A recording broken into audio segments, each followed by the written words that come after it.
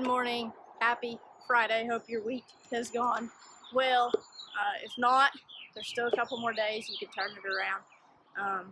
Hope you guys are just, going out and being an example. I tell you that every day, but I really hope that you take it to heart and that you are going and being an example, because we don't realize how many people we see on a daily basis that we might be the only Jesus that they see. So we have to be an example. We have to be purposeful. We have to be mindful that we are Christ's hands and feet. So let's dive in. Today's title is Peace in Tough Times. It says, 3 times I was beaten with rods. Once I was pelted with stones. 3 times I was shipwrecked.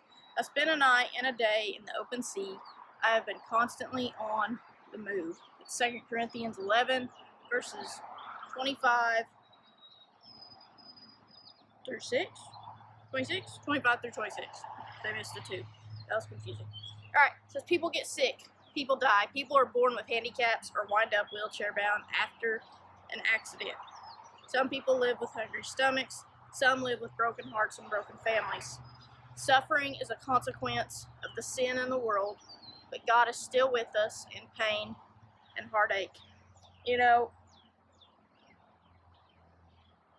This world was meant to be without sin. This world was meant to be perfect.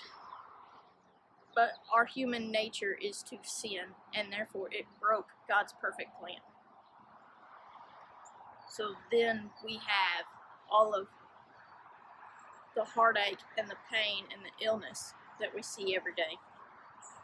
It says the Apostle Paul faced plenty of suffering. Among other things, he was stoned and left for dead. 3 times he survived shipwrecks. The poor guy didn't have the security of living in one place.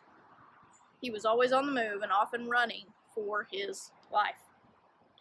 Paul's detailed description of his suffering in his life is gut-wrenching. But Paul's love for his Lord did not grow cold. His faith remained strong in spite of being extremely weak. How does that make sense? Paul understood that following Jesus comes with peace and life, peace and love that makes this sinful world bearable. While having Jesus in your life is not a guarantee against trouble, he is a rock to support you so that hardships will not wreck you. Stand firm on him. Let him take the pain and suffering and comfort you. Without him, you are on your own in a tough, rough world. Perfect example of this for our family is Grandma's brain aneurysm and her stroke that happened April 5th of 2021. Here we are a year later, and are we back to 100%? No. But are we still able to function as a family? Is she still able to live and have a fairly productive life? She's gone more places in the last year than I have. Regardless of being in a wheelchair, regardless of only being able to use one side of her body, our family has stepped up and been able to support her, and I fully believe that that is because of Christ. That is because of the strength and the love that he gives us. The fact that we have been okay during that whole process is because of Christ. Precious Lord, it's good to know that my problems aren't a surprise to you. Remind me to lean on you for strength when tough stuff comes my way. God is not surprised by our problems. How great is that? That when life throws us a curveball, God's like, it's fine. I saw it coming.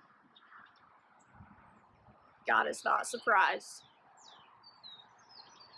by life's problems.